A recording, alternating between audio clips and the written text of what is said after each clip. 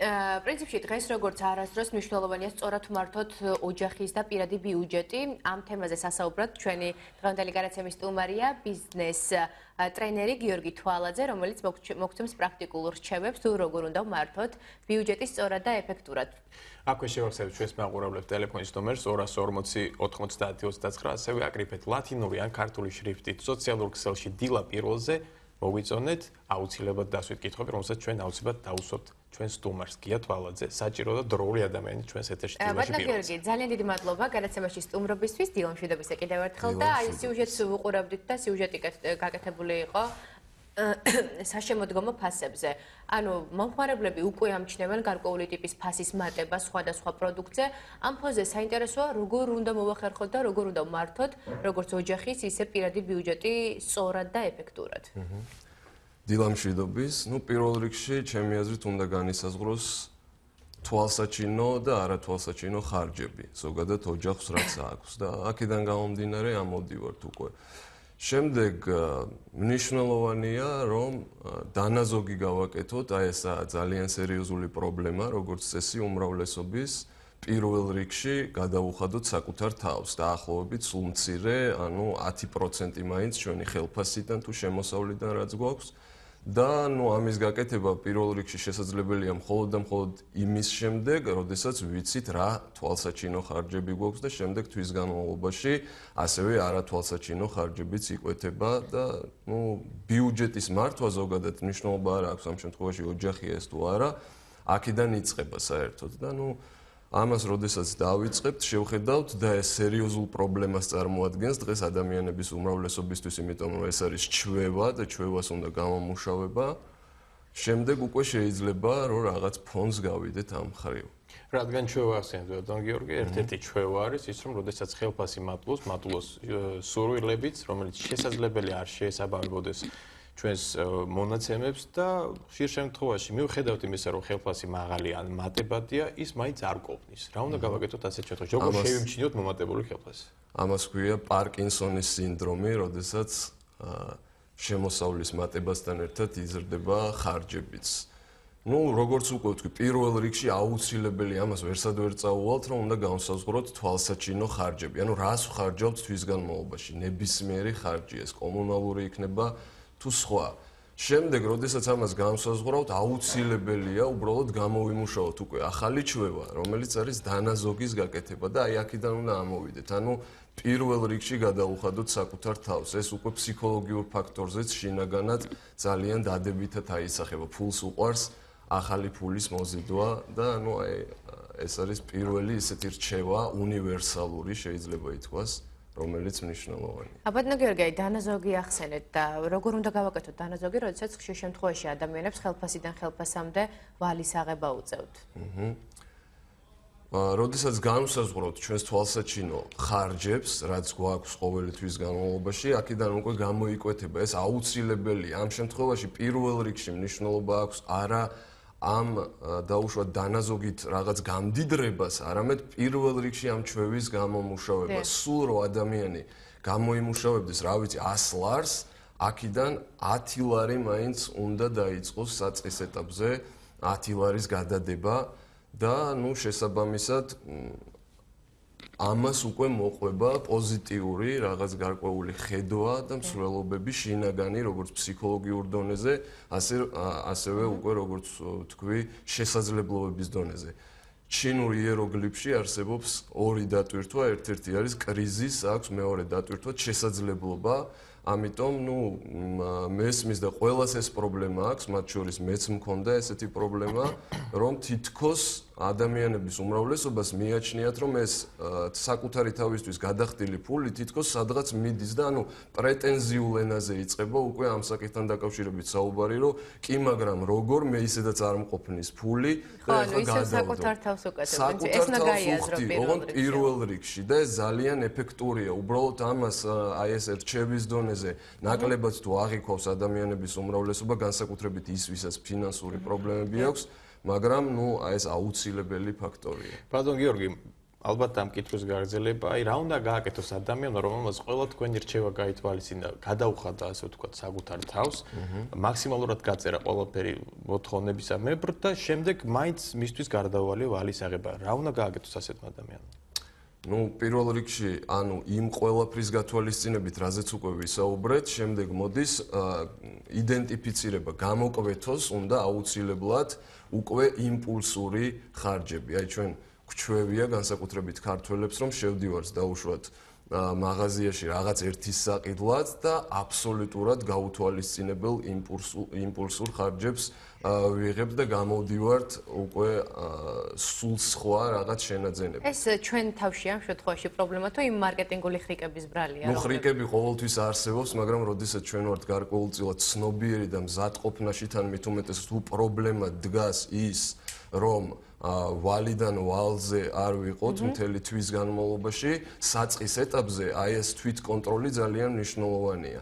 და ჩვენს საყოველთაო პრობლემას სწორედ ფინანსური გაუნათლებლობა, ანუ აი ეს ფაქტორი წარმოადგენს, რომ ადამიანების უმრავლესობას არ აქვთ საკმარისი ცოდნა ფინანსებთან აი, სწორედ დაკავშირებით. ეს იყო ჩემი შემდეგი შეკითხვა, ანუ უკავშირდებოდა თუ არა ეს ფინანსური ესეთი მდგომარეობა, ვთქვათ, არასაკმარის ფინანსურ განათლებას საზოგადოებაში და თქვენ ახსენეთ, რომ უკავშირდება, ვთქვათ, ანუ რა უნდა გაკეთდეს ამ მიმართულებით, რომ ამაღლდეს ცნობიერება და ცოდნა გავიღრმავოთ ამ მიმართულებით. Ну ეს ჩემი აზრით კონკრეტული ინდივიდის мотиваციიდან გამომდინარე უნდა ხდებოდეს, მაგრამ ასევე არსებობს მთელი რიგი მექანიზმები, თუნდაც სახელმწიფო დონეზე, რომ ეს ყველაფერი იქნეს დანერგილი. ეხლა როგორც წესი ჩვენ არც სკოლაში და არც უმაღლესში ფინანსებთან ურთიერთობას არ გვასწავლიან. აქედან გამომდინარე ჩვენ უკვე ვებმებით შემდგომ აი ამ ფერხულში და ვაწყდებით მთელ რიგ პრობლემებს, ასე რომ პირველ რიგში რაც არ უნდა ხდებოდეს სახელმწიფო დონეზე, ჩემი აზრით, კონკრეტული ინდივიდის ცნობიერი თვითშეგნების საგანი უნდა იყოს, რომ გარკვეულწილად ფინანსური განათლება მიიღოს და დღეს უკვე 21 საუკუნეში ამის არავითარი პრობლემა არ არსებობს და კიდე ერთს დავძენდი ისე, ანუ თუ ჩვენ ვსაუბრობთ კონკრეტული პრობლემების იდენტიფიცირებაზე ფინანსურ განათლებასთან ერთად, ანუ თანმდევად არის სტერეოტიპული, ანუ აი სხვადასხვა რაღაცა რწმენები ფულთან მიმართებაში, რაც ადამიანების უმრავლესობას უქმნის ძალიან სერიოზულ პრობლემას. ნუ ჩვენ ახლა ფაქტიურად აი ამ კომუნიზმის გადმონაშთიდან გამომდინარე მოყვება ეს ღრმა ქვეცნობიერი ერთგვარი რწმუნებულებები მთელ რიგ საკითხებთან დაკავშირებით ფულთან მიმართებაში, ჩვენ გახსოვთ ალბათ როგორ ხდებოდა ადრე ადამიანებს ფაქტიურად ათანასწორებდნენ, გაზონივით კრიჭავდნენ და ყოფილიყავი წარმატებული და ფინანსურად შემდგარი ადამიანი, ეს უხერხული იყო, ესე რომ ვთქვათ, ჩვენს კულტურაში და ეს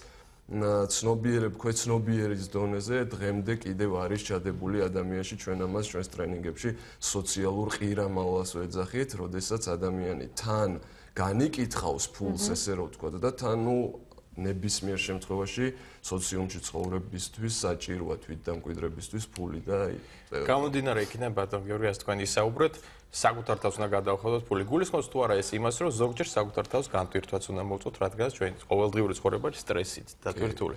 და ასეთ შემთხვევაში როგორ უნდა გავაკეთოთ? თვის ბოლოსკენ უნდა გადავუშვათ ყველანაირი ის ხარჯი, თქვათ, რომელიც ჩვენთვის სიამოვნების და გართობის მონიჭებას გულისხმობს. რა გავაკეთო? მე ვიღებ ხელფას 1000 ერთეულს ეროვნულ ვალუტაში. როგორ მოვიცი?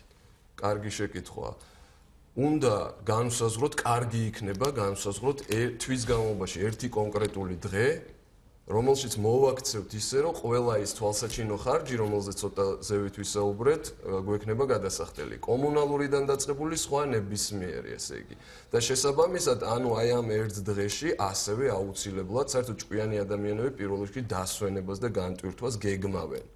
თუ ჩვენ არ დავგეგმეთ ეს განტვირთვა, შესაბამისად, შემდეგ აი ამ ცაიტნოტში ვართ ჩაბმული ფულის გამომუშავებასთან დაკავშირებით. სპონტანურად ვერთობთ და ვიღებთ ვალს. ხო, ვალს ვიღებთ ამ ყველაფერთან დაკავშირებით, აი ეს უკვე არის იმპულსური შესყიდვები, როდესაც შევდივართ დაუშვათ რაღაც კარაქის საყიდლად და გამოვდივართ დახუნძლულები და აი ამის განსაზღვრა, როდესაც განსაზღვრავთ თვეში დაუშვათ 25 რიცხვში ვიხდით ყველა აუცილებელ აი ამ თვალსაჩინო გადასახადებს და იქვე დაგეგმილი გვაქვს აი ეს განტვირთვა, ვინ როგორ უწყობს საკუთარ თავს ამ განტვირთვას, ეს კიდევ საკითხავია და შემდეგ ანუ ეს გვაძლევს რამდენიმე მიმართულებით უპირატესობას. პირველი ეს არის გულმავიწყობა, ანუ ჩვენ უბრალოდ აღარ დაგვავიწყდება, როდესაც ვიცით, რომ ამას ვიხდი ამა და ამ რიცხვში და შემდეგ უკვე ერთგვარ აი პულსზე გვიდევს თითი აი ამ იმპულსურ შესყიდვებთან დაკავშირებით. კიდე ერთი კარგი რჩევა. უკაცრავად. დიახ.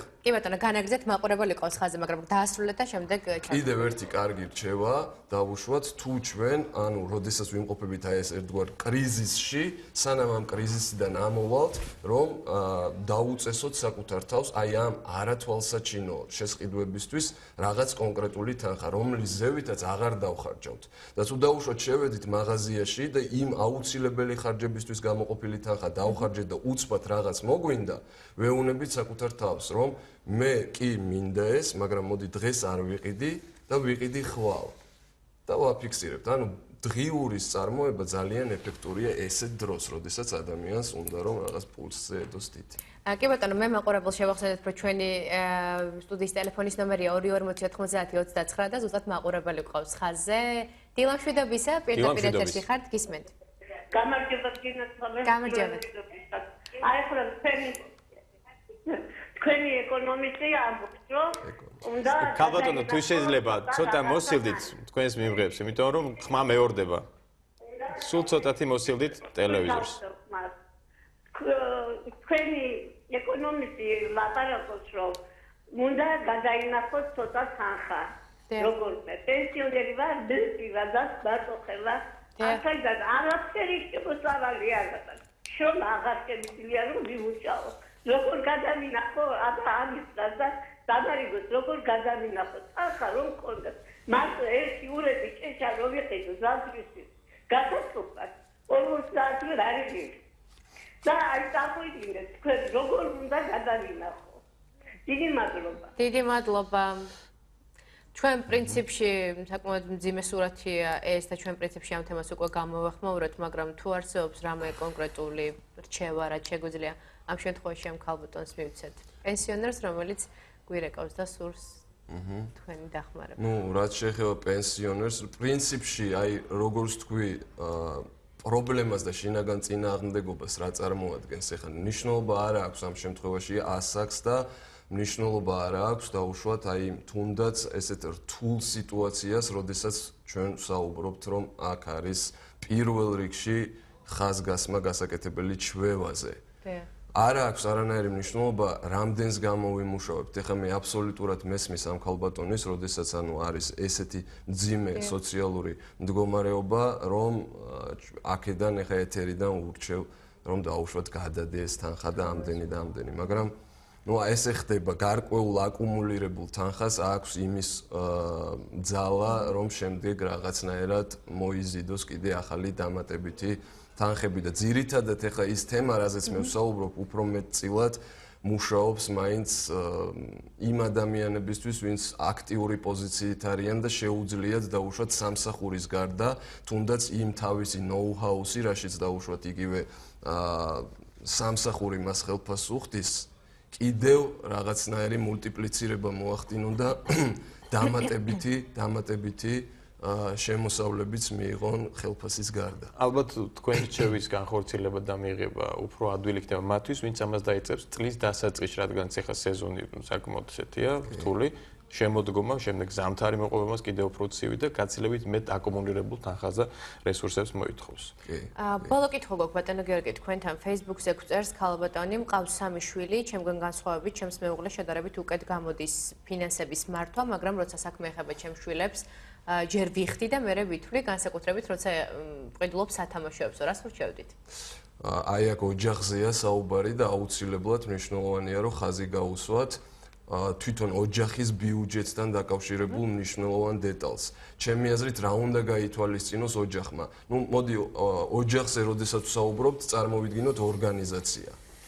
ორი ადამიანი უკვე ორგანიზაციაა და პირველ რიგში, რასაც აუცილებლად უნდა გაუსვას ოჯახმა ხაზი, არის ის, რომ ცოლის და ქმრის ერთგვარი თანხვედრა უნდა ხდებოდეს ფასეულობების დონეზე. თუ დაუშვათ ქმარი არის მფლანგველი და ცოლი პირიქით ისეთი ხელმომჭირნია და დამზოგველი, აქ აუცილებლად კონფლიქტი მოხდება. ამიტომ ჩემი აზრით პირველ რიგში, რაც ოჯახმა უნდა გააკეთოს, ეს არის ფასეულობების დონეზე შეთანხმდნენ და შემდეგ უკვე აწარმოონ ოჯახის ბიუჯეტი, იმიტომ რომ არ ხდებოდეს დაუშვათ ცოლი აგროვებს, ქმარი ხარჯავს.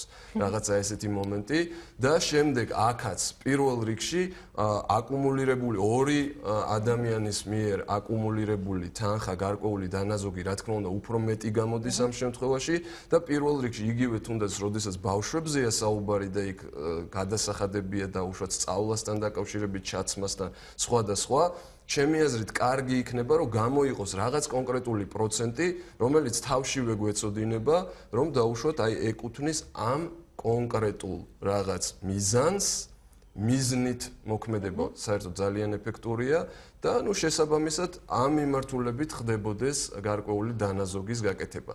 მაგრამ კიდევ ერთი, რაც ყველაზე მნიშვნელოვანია, აი ამ ფასეულობების დონეზე აუცილებლად ოჯახში უნდა იყოს გათვალისწინებული ის, რომ რაღაც ნაწილი პროცენტის ეთმობოდეს ასევე სწორედ იმ ფინანსურ განათლებას. ფინანსური ხო, აი ერთგვარი ფინანსური IQ-ს ამაღლებას, რაც ფაქტიურად ეს ინვესტიციაა, რომელიც ინვესტიციაც პროგნოზირებად მოგებას იძლევა. ფაქტობრივად ერთი ოჯახის წევრმა აუცილებლად უნდა იყოს ბანკირის ფუნქცია ოჯახში. და ორგანიზება გაუწიოს ამ ყველაფერს. დააწესოს კანონები და დაიცვას. დიდი მადლობა საინტერესო რჩევებისთვის გიორგი თვალაძეს, ბიზნეს ტრენერი გიორგი თვალაძე იყო ჩვენი გადაცემის სტუმარი.